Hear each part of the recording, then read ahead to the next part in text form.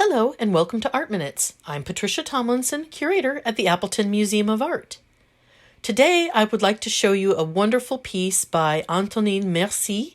He's a French artist, and this is his beautiful David sculpture. Let's take a look at this piece.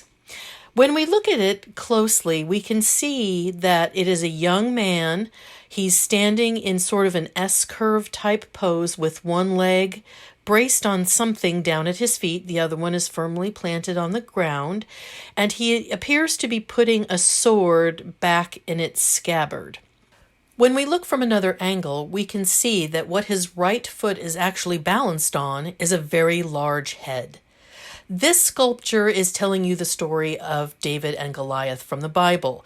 And of course, you can see that Goliath's head is far larger than David's head, which talks about what a gigantic monster he really was and how brave it was of David to go and kill him and save his people. When we spin the piece around and look at it from the other side, we see very clearly that he is putting his sword back in the scabbard, and when we zoom in on that, we can see that the artist has taken pains to do lots of small detail work.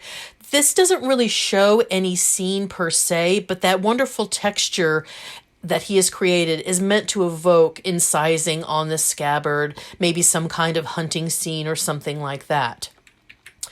When we go back to a frontal view, I did want to point out the exquisite modeling of the figure. One of the things that makes this such a wonderful piece is that beautiful S-curve of the body being balanced on one foot. And this is called in the art world contrapposto. I also wanted to zoom in on the pedestal because that's really interesting as well. When we look closely, we can see that there is a repeating floriform pattern, and underneath that is very elaborate scroll work, which is evocative of Islamic tile works and the beautiful vining, twining images that you see on those. In addition, there's a small round image that is meant to look like Islamic calligraphy.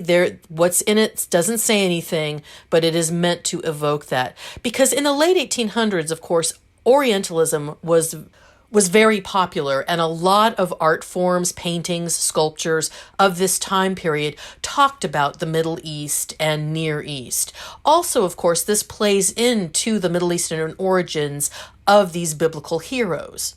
Although best remembered for his large-scale work, Antonin Mercié was a very popular artist in his day. He accrued great fame, and when David was first exhibited, he actually won an enormous prize in Paris for this beautiful work. Thank you for listening, and I look forward to sharing more Art Minutes with you soon. Make sure you follow us on Facebook, Twitter, and Instagram.